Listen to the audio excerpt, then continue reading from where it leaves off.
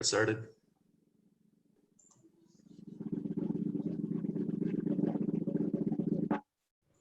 All right.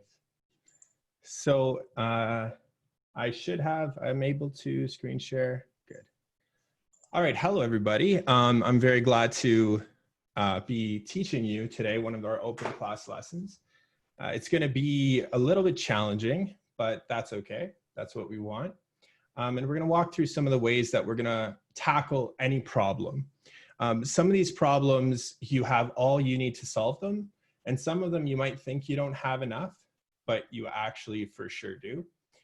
So let's take a look right now. So starting off, we've got our open class at Unic Learning. And you've already heard a brief information about who I am. I've taught the contest math for a long time, but I've also taught almost every subject from grade 3 to grade 12 and some university tutoring, of course. Screen sharing is pause, resume share. So we should be able to see my screen. Let's see, Selena or someone, could you let me know if you can see my screen pretty well still? Yeah, we can see it. Okay, great. So a few things that we're gonna tackle these problems with, since I've had such a great introduction. We're gonna take 4 approaches to solve the problems. Now, many of you got these problems in advance, so it's okay if you already know how to do it, but we're gonna look at them all in the same kind of 4 basic blocks. First is understanding. We don't wanna go ahead on any question ever unless we understand the question or at least understand parts of the question. Sometimes there's parts of the question that we might not understand, but as we solve, we'll get it. But we want to understand as much as we can first. That's the very first thing we want to do. After that, there's planning. And now planning can be in your head or you can write it down. With more advanced word problems, you'd be surprised how much drawing a problem would help you solve it. But either way, you got to do some sort of planning. Finally, you're going to solve. Now, my rule is that you might go to solve and you might find more information and you come back to understanding, you come back to planning. But once you get to the final one, which is, we're gonna get to conclusion and check, what you're gonna do is you're gonna solve it in a different way. So you're gonna solve it, you're gonna write it down exactly how it makes sense to you. You're gonna do your sort of, if it's a word problem, you're going to phrase it accordingly. Like, let's say John was traveling in 7 miles per hour or kilometers per hour, however the question phrases, but you also want to check it. So my suggestion, which is what I always do, which is what can get you, 100% all the way through to grade 12, is just solve it in a different way. So when you check it, don't check it the same way you solved it. For example, if you solved it the first time with mental math, when you check it and write out your solution. If you solved it the first time using algebra, the second time solve it using guess and check, or vice versa. So that's what we want to talk about in terms of the way we're going to do our sort of problem solving. So I'd like someone to help me, maybe Yin, you can help me with the very first question. And we'll go through these steps and we'll see what we figure out, okay? So Yin, question number 1 here. Can you see it? Or sorry, not Ian, let's go with Ivy actually. Ivy, can you see question 1 here? Yes. Okay, so let's start with understanding. What do you understand about this question? I understand that the 3-digit number has to be the smallest possible and the 2-digit number has to be the largest possible. Okay. So excellent. So when we read this question, we should highlight some key things, right? This is our simple question. This is quite a simple question. When placing each of the digits, okay, so they've given us a random assortment. They've given us a 9 in there, a 6 in there, a 2, sure. And then they've given us also 3 places on the top and 2 places on the bottom. In exactly one of the boxes of the subtraction problem. So that matters in exactly 1. So first part, we've got our digits. It's exactly 1 in a subtraction problem. What is the smallest difference? Okay, so difference is always what we get when we subtract. So we're looking for the smallest result here. So you're exactly right. When we did read this. Now, part of the understanding can eliminate things right away. So without putting any numbers in the boxes, knowing that we've got 3 numbers on the top and 2 on the bottom, what can we eliminate from here right away? Like what can we eliminate out of A, B, C, D, and E? Just eliminate one for me. Just which one could you probably get rid of? A. Yes. Why would you say that? A is only a 2-digit number, and the smallest possible is already 200 something. So it's probably not possible. You're exactly right. So even if we got our 200, even if we start with our 2 there, which is here, then we're going to have to put our 9 there. We're still past 100, right? So it's sometimes as we're reading the question, we can know, okay, well, wait a minute. A lot of these are things we can do away with right away. And when I teach contest math, time matters a lot. So we're always doing that. We're like going fast. Mr. Yeah. Math, can I do a quick? Sure. So we do the smallest 3-digit number and the largest 2-digit number. So the 3-digit number is 245, and the largest 2-digit number is 96. So all we need to do to figure it out is do the first one, because so what's 5 minus 9? That's, wait. No, 5 minus 6, that's 9. So there's only one in all of these with the last digit as 9, and that's C. Okay, Terrence, that is excellent, because in terms of contest math, that would probably be the best way to do it, because we're always trying to do as fast as possible. But now I'm going to challenge you again with my next part of the question is to check it in a different way. So how are you going to check our answer 149? In a different way? So you solved it in the first way, just using logic, actually. How would you check it in a different way? Or what might be one way you could check it? You could work backwards, or you could just solve the entire thing. Yeah, you could. You know what? So I really like your answer there, because if you're sitting from a situation where you have extra time, never give up time on your test, right? So the difference between an A+ student, in my experience, and the A student is the A student will have 10 minutes left and they'll hand in their test and they won't check it over. But the A+ student will have 10 minutes left and then they'll check it over and they'll double check it and then they'll hand it in when they're 100% sure that everything's been checked completely. So in this case, if you're still a little bit unsure, what you could do is you could try every possibility. You could try some of the possibilities, right? Now, it's not the best use of time, but if this was your last question and you're working on something like that, that's what you'd want to do. Okay, that was awesome. So what I want to do now is we're going to a second question, which is much, much, much, much harder. And many of you will not have the fundamental skills to answer this in the proper way. But we can take out information one at a time from it. So I've already had 2 people. Is there anyone else who wants to try the first step with me on question number 2 for understanding? I'll give you just a second, and then if that's a problem, I'll grab probably. Let's see. Let's grab. Well, let's continue with Is that, I say that correctly, Terrence? Yeah. Okay, Terrence, you just help me out with the first part of this question, okay? Why don't you read this problem and tell me at first glance, I don't know if you studied them ahead of time, but tell me at first glance what you've learned from this problem. So this one is kind of algebra. So what I would do first is I would put down some things. Sure. What do you want to put down? Let's talk about it. So the product of 3 numbers, let's call them ABC. Okay, of course. So A times B times C equals 5 times, let's do D plus, wait, So it's the sum this time. So it's 5 times. Wait, so it's 5 times right? DEF, D plus E plus F. Okay, continue.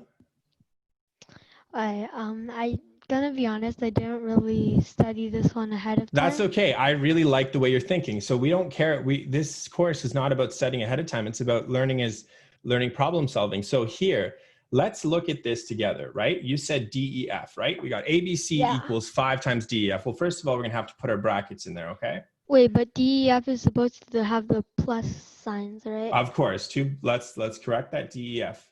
There we go.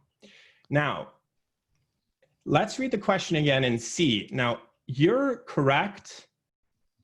Let's divide this into 3 parts, okay? So we have part 1 of your equation, and this is a very fundamental skill, turning words into equations. So we've got ABC, we've got 5, and we've got DEF. One of those 3 parts is incorrect. So let's read the question. I want you to read the question again, and let's see which of those 3 parts is incorrect. ABC, you have to A times B times C. Yeah, and that's implied. Already there. It's Yeah. already there. So this part is correct. Okay, we've got ABC, we've got 3 numbers. It's essentially correct. This part is right. We're doing 5 times. The pluses are right. Why would I say that the D, the E, and the F are incorrect? Oh, wait. Because you also have to divide by 11. There we go. Sherry, thank you, Sherry. You have given it to everybody. No, we're running ahead of ourselves to divide by 11. But Sherry says to me in chat that DEF is ABC because of one word. One word. Who can tell me what the word is? I'll draw a box around it. These. So this one word, if we miss it at the beginning, which is why understanding is so important, these prime numbers. So the product of 3. It implies that ABC are prime numbers and that that DEF is equal to ABC, so we can change the DEF to ABC. Exactly. And one thing is, it doesn't just imply, it asserts. It says explicitly these prize numbers. So DEF is certainly ABC. All right, that is amazing. So you know what? It is okay if you didn't take a look at this because we're learning as we go. And Sherry, thank you so much for the help. Now taking a look at this question, I open it up to chat, okay? One of these numbers, we know what they are, okay? We know what A is, we know what B is, or we know what C is. And that's just from the first sentence. So in chat, who can tell me? Sherry's already solved one part, or Terrence, if you can tell me out loud, what's one of those values? What's the value of A, B, or C? One of those values we know. Serena, you got it first, but Chang, you got it second. So Serena says it's 5. Terrence, why do you think it's 5? Let's read it again and tell me why you think it's 5. She's correct, but maybe you can work with me on this. So now I'll put it in. We're going to go AB5 is equal to A plus B plus 5. Okay, why?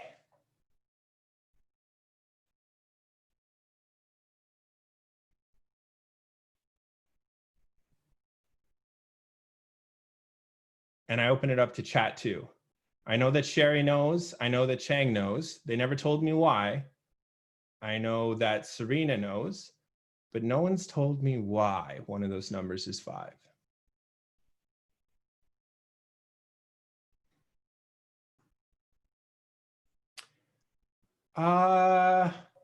Ivy did it a little bit more mathematically precise.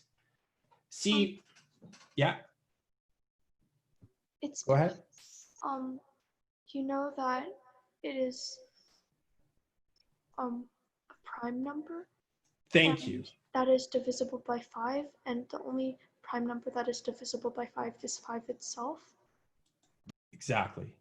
Now, that is a very, very important observation because they could have, 3 numbers could have been they could have been decimal numbers. They could have been negative numbers. They could have been any real number, but they specified prime numbers. If it was decimal numbers or negative numbers or so on and so forth, we have a situation where we could have other numbers that are divisible by 5. It wouldn't mean that 5 is one of them.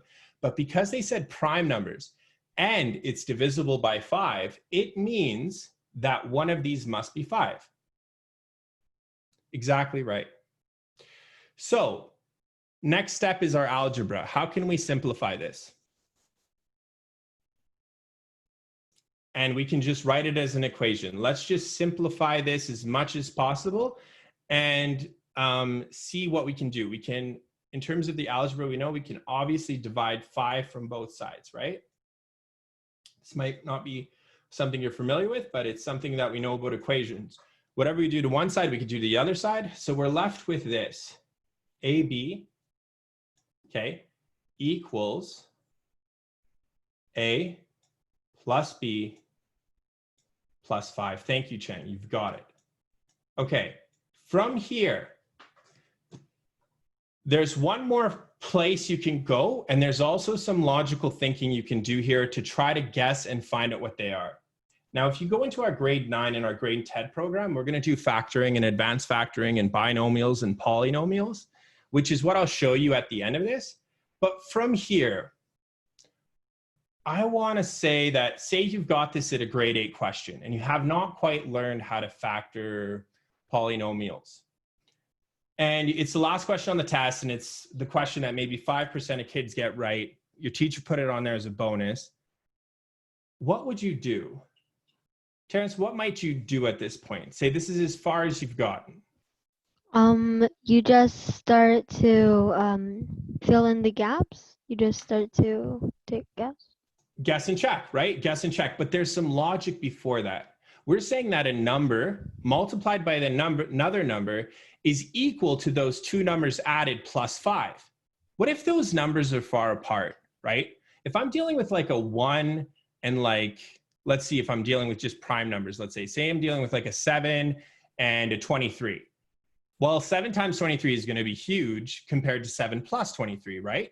So the bigger I get, the worse it is for me. I'm going to get further away. So I want to stick to small numbers, correct? Yeah. All right, so I've already got my 5. So I've got a limited numbers to check, right? I can check my 2, I can check my 3, and I can check my 7. I could also check my 11, but let's start with 2, 3, and 7. Let's see if that works, right? And I set that for you. You guys guess and check, and the first person to get it in chat gets a big cheer from me. Okay, but what do we got? No, it's actually, yeah, okay, good. So we've settled our things, and Sherry's got it, and Eric has said it as well. So Sherry has said that our numbers are 2, 7, and 5. So A, it doesn't matter which one, A is 2 plus 7 plus 5. Well, let's check that out. 2 plus 7 plus 5, that's going to give us to 12 plus 2, right? And then if we have A times B, 2 times 7, we're going to get 14. Excellent. So AB equals 2 times 7. Perfect. And then we want to find what is the remainder when they're divided by 11. Well, 14 divided by 11, Eric went right to the answer. Amazing work, Eric, is 3. Absolutely phenomenal. Okay, so here's the thing that I have for you. If you want to go further, and we're going to do this in the official algebra way, what we do is we're going to create an equation. Now, we're not going to spend too much time on it because this is in our grade 9 and grade 10 classes. But what we do is we have an equation here. Now, you guys don't know how to do this, but it doesn't matter because using a little bit of mathematical knowledge, you can realize that AB equals A plus B plus 5. So we rearrange. We've got AB, subtract A, because we've subtracted A from both sides, subtract B, we've subtracted B from both sides, equals 5. Now the problem with that is AB subtract A subtract B equals 5 kind of works, but if we actually have a plus 1 on the left from this point, and this is advanced factoring, I don't expect you to know this, but just to get a little preview of our grade 9 and grade 10. AB subtract A subtract B plus 1 equals to 6. Why? This is a little trick. We've added 1 on each side. And that has allowed us to, it's just like a little trick. Like, where did the 1 come from? Well, the 1 just came from us like realizing that if we put a 1 there, we can factor. It's okay if this doesn't make too much sense to you, because this is, of course, grade 9 and 10. But we can factor it is A minus 1, bracket, B minus 1. Okay, and that's going to equal to 6. So then we ask ourselves, what times what equals 6? Well, we have 2 times 3 and 1 times 6. But if we're going to do 2 times 3, let's say 2 minus 1, 2 minus 1, so we need this to equal 1, so we're going to have to put 3 there, right? Because 3 minus 1 equals 2. And here we're going to have to put in a 7, because 7 minus 1 is equal to 6. Oh, sorry, we're going to have to put in not a 7, we're going to have to put in a 3 minus 1, sorry, let's do this really quick. We've got our 2 and 3, so we're going to have to put in a 3, and we're going to have to put in a 4. What's the problem with this? The problem is that 4 is not a prime number. So putting a 4 in for a B value, it's not going to work. That being said, we can try the other one. We can try 2 minus 1 and 7 minus 1. And that works. That multiplies to equal to 6. So our number is 2 and our number is 7. So this is quite a grade 10, grade 11 solution to this problem. Whereas even though you didn't know this stuff, it's fine, because if we use our problem solving, check for understanding, we look at what we know, we solve, we check, we can probably solve those really, really challenging questions. Okay, awesome. So now we're going to go to our last question. And I'm wondering, is there anyone who wants to volunteer to work through the last question? It is a doozy. It's a real fun question, and it's a little bit challenging. It's a logic question. So if you do want to do it with me, just speak up now.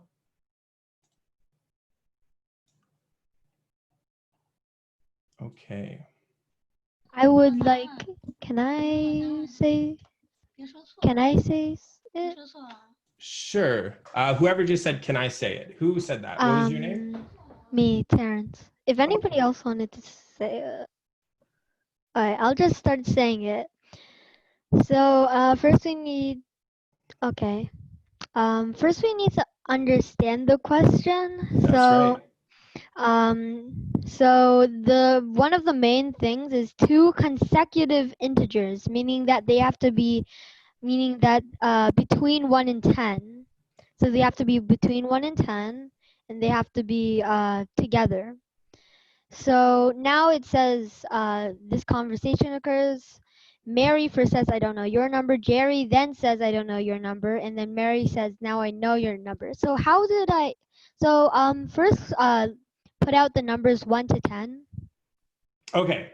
I like what your thinking is, and it's exactly a great idea, but let's take one small second to look at the question just a little bit more. Oh, now, okay. You're doing great. But with a question that's a logic question, the time matters. So as we read this, Barry tells Mary and Jerry he's thinking of 2 consecutive integers from 1 to 10. Excellent. That was the key word in that sentence. So I'm very happy with that. So we just don't need to put them out. I'll just say it. It can't be 1 or 10. Before you continue, we want to strategize. So you're doing everything correct. But what I want to tell you is when we have a logic questions like this, you see how Mary said, I don't know your number. And then Jerry says, I don't know your number either. And then Mary says, oh, now I know your number. Every one of those is a new step. So the best thing to do is to take a look at this question for everybody. And instead of thinking of it as one whole question, break it down into each statement, especially when we're dealing with a logic question. Okay? So really, really quick, we're going to look at this as statement by statement. And that's true for all logic questions, because in a logic question, one we're dealing with statements, the validity of statements, whether they're mathematically true or false. We're looking at their contrapositives. We're doing a whole bunch of stuff. So before we do that, we want to sequence the question.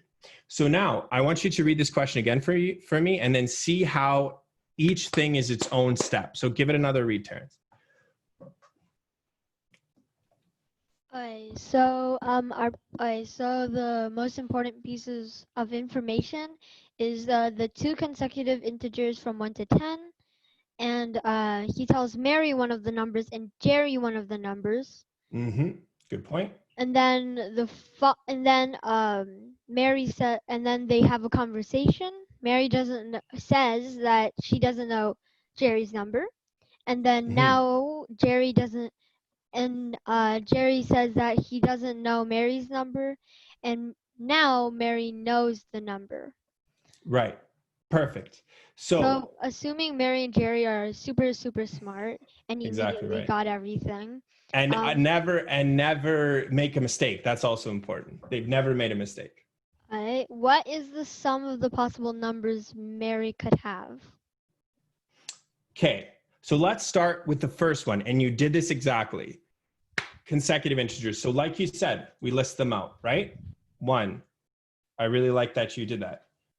1, 2, 3, 4, 5, 6, 7, 8, 9, 10. Okay.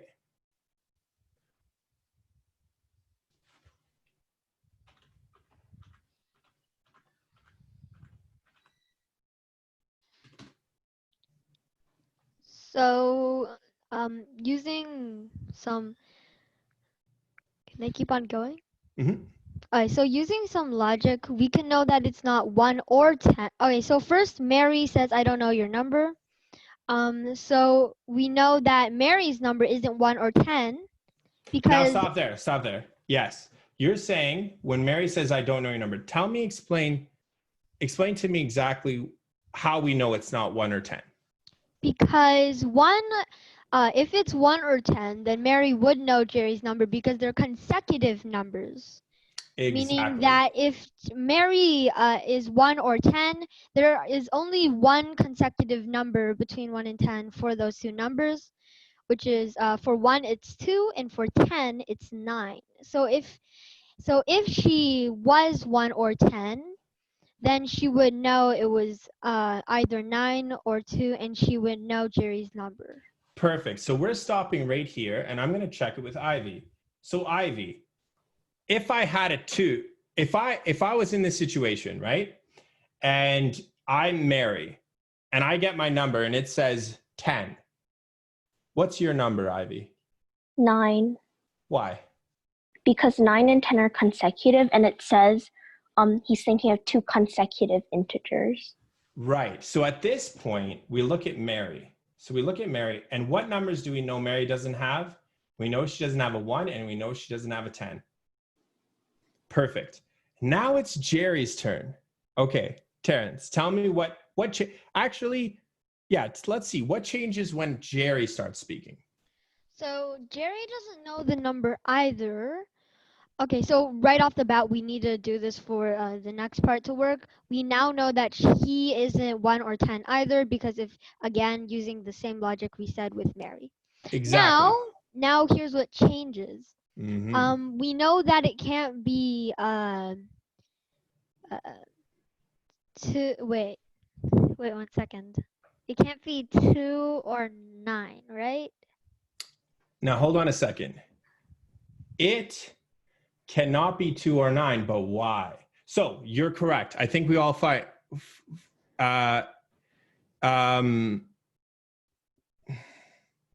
The difference is from 1 to 10 is a little bit would allow us to avoid the inclusive in this question, but either way, it's not going to change our answer for Sarah for that question. But great, let's continue on though. Now, you said correctly that Jerry cannot have a 1 when we're looking at Jerry's numbers, and we can put him in blue, that Jerry cannot have a 1, and Jerry cannot have a 3, you said, right? So why can't Jerry have a 3?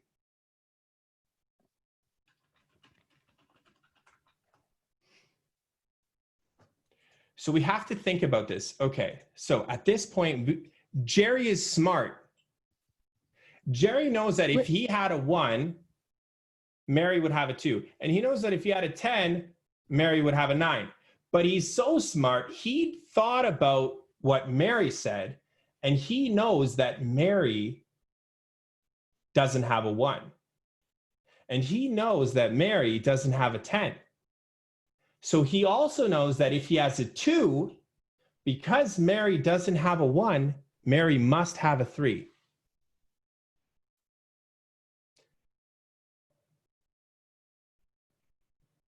It is certainly inclusive. It certainly includes the integers, yes. But does that make sense to you? That if Jerry has a 2, because he thought about it and he realized, hey, Mary doesn't have a 1. She can't have a 1 because she would have known my number. Because he's got a 2, he knows she does not have a 3. Does that make sense, Terrence? Or Ivy, does that make sense to you? Or does that make sense to anybody? I is confusion. Okay, all right. So where are we at? So let's talk it out. So that's the good point. So Terrence, talk it out with me. Okay. So you're going to be Mary and I'm going to be Jerry. Okay. So Terrence, do you have a 1 or a 10? You don't, right? At this point right here, we know that that you do not have a 1 or a 10. Do you agree? Yeah. Okay, now Jerry says, I don't know your number either. So that means that Jerry doesn't have a 1 or a 10, correct? Yeah. Okay, what if Jerry has a 2? Then it would definitely be a 3 Why? because they both don't have 1, so the only other thing for 2 would be 3. That's exactly what we're talking about. Because he doesn't know the number, we can cross out 2, and we can Yes. also cross out 9 because So what I was Jerry, confused about is never mind. I thought I knew something and then I didn't know something. You know what? That's complicated. I'm not It's- gonna get into what my thinking process is right now. I'm just super it's all good, but confused and actually not confused. you're correct so far. You're correct so far. That's why we have to lay it out sequentially, because we read this question, we say, oh, okay, this makes sense. And then we just start going. And then we get confused and it's like, oh my God, every step changes the order. So we don't want to mess with that stuff. So right now we're on this line right here. I don't know your number, says Mary. Okay. Now Jerry says, I don't know your number either. So we know that Jerry does not have a 1. He does not have a 2. He does not have a 9. He does not have a 10. But we also know that Mary does not have a 3. Because if Mary had a 3 and Jerry had a 2, he'd know her number. We also know that Mary does not have a 8. Correct? Yeah. So now here comes the fun part. So far, we're barely keeping up. We're at this point here and everything's going great. Mary says, now I know your number. So that gives us a few possibilities. Exactly. And the thing of it is that we don't need to know the possibilities. Well, we don't need to know her exact number. We want to know what is the sum of the possible numbers Mary could have. So when we start adding them, we're not going to include a 1 or a 2, right? Or we're not going to include a 1. Yeah, we're not going to include a 1 or a 2, right? So at this point, when Mary says, I know your number, what does Mary know about Jerry? She knows a lot more about Jerry now than she did at the very beginning. She knows, even though she's saying kind of the same thing as she set up at the top, right here, she knows way more. So I'm going to give you a second to think about it and have a guess. What do you think? What do you think Mary's learned now?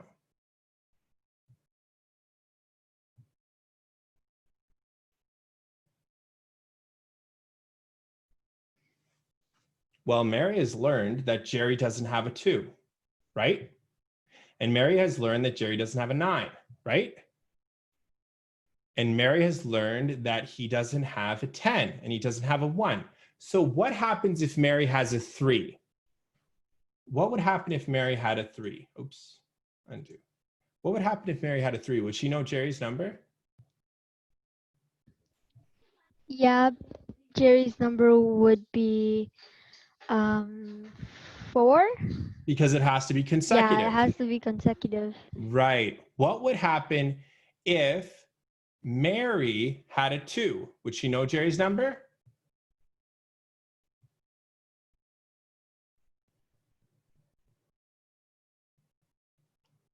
Would she? If Mary had a 2?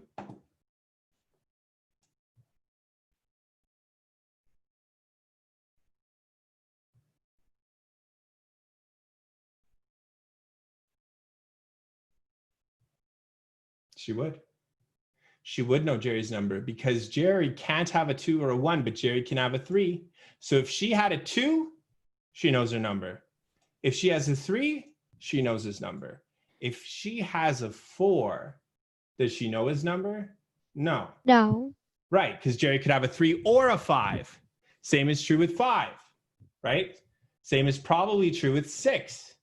Let's look at if she has a 9. If she has a 9, does she know Jerry's number? Yes, because it has to be a 8 because yeah. Exactly. What about if she has an 8? Then it has to be a 7 because Jerry can't be a 9. And we figure, what if it's So a 6? So here's If the she- numbers. if it's a 6, he can't figure it out. No. So we have the sum of these numbers is 21.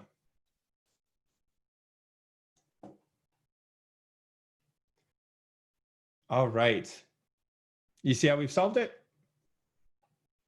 Very complicated logic question. Now today's just a little bit of a taste. We saw some of our grade 8 material, a little bit of our grade 9, a little bit of our 10. We're gonna take a question and answer, and then we're gonna let you go on to your next class. Are there any questions at this point? Terrence, I want to thank you so much for helping me out today. It was actually super amazing to watch you think, and I really appreciated it. And you were doing so much right with such challenging questions. Yeah, that's what, instead of 7, 2, 3, no, sorry, I was thinking 8 and I wrote, did I write 7, Sherry? Oh, I'm sorry about that. Yes, we've got 2, 3, my apologies if I wrote 7. 2, 3, 9, 7 is correct. Thank you, Sherry. I might have just been focusing on too much when I wrote that 8. Okay, so what we're gonna do is I'm gonna leave you with your other host. It was a pleasure teaching you, and obviously when we have more time in our lesson, we will be able to go deeper into the problems in a more crystal way so that everybody gets them. I hope that everybody understood today. I know that Terrence, you got it at the end, and Sherry for sure. So it was a pleasure meeting and teaching you, and I wish you a wonderful rest of your weekend.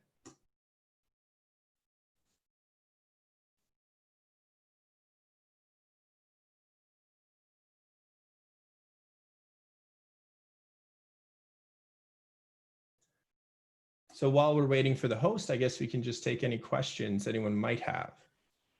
Oh, I can introduce a couple of my other level classes. So actually, I can actually share that information right now in terms of the course description for sure. For a lot of us, I might as well share the screen on them. Okay, so let's share it right here. Good. So this should just be shared now. I'm thinking. Okay, so our 14-week course, it would be a 14-week course, and we have 4 sets of the course. We have a grade 5, 6, a 7, 8, and then advanced grade 9 and advanced grade 10. For our grade 5, 6, we've got, of course, we're going to cover your basic divisibility rules, multiplying decimals, exponents, mixed operations. We're going to get to the fundamentals of what you need at that grade 5 and 6 level so that when you are finished the course, you don't have any question about the prerequisites for your grade 7, your grade 8. And not only that, you have the skills to solve those more challenging problems. The goal of this is to put students in the high level of their classmates and have them ready to do their mathematics without question, just fast calculation and strong foundations. In our 7 and 8 course, we're going to jump into the transformations, operations with rational numbers, ratios, proportions, and then we're going to hit some of those 2 variable inequalities and statistics, probability, and number solving. So that will lead them into a very, very strong grade 9. That's why in this course, we recommend that if your student is in grade 7 but is doing very well, he should take the grade 7-8 course. And if your student's in grade 5 but doing very well, he should take the 5-6. And then you'll also have your grade 6 advanced material as well. So by the time they're done, they'll be doing extremely, extremely well. In our grade 9 and 10 advanced problem solving, we are going into some of the more advanced concepts like variable expressions and equations, polynomials, which I touched on today, monomials, logic, which we touched on today, linear functions, our 3-dimensional figures and how we work with those. And then by the time we get into the grade 12, we really want to prepare them for those specific university courses, which is like your data management, your advanced functions, your probability courses. So it's going to give them the foundation of all of that. So essentially, once you've where you are in the course, where your child is, or where you are as a student, if you're in grade 9, you're going to come to that course, and when you come out of it in 14 weeks, you're going to be really, really ready for anything they throw at you in grade 10, and even some of the grade 10 concepts. And then in grade 10, you're going to be really ready for those university courses, because advanced functions is basically classified as a university course. It's the one that leads into university. So many students need high grades in those to get into university as well. For today's questions, yeah, like I said, they are a grade 7 and 8 level. However, some of the ways that we solve them were not at a grade 7 and 8 level. Like the way I solved that second question using factoring, that would have been at a grade 9, 10 level, maybe even a grade 11 level, to be honest, in the Canadian curriculum. Yeah. And it's okay if you're struggling in these, because we're just giving you a kind of a taste, and we're giving you a little bit of a challenge as well. So not all the questions are going to be at that level. I mean, if you think about the average of question 1, question 2, and question 3, that's going to be about your grade 8 level there. Because the first question was so easy, right?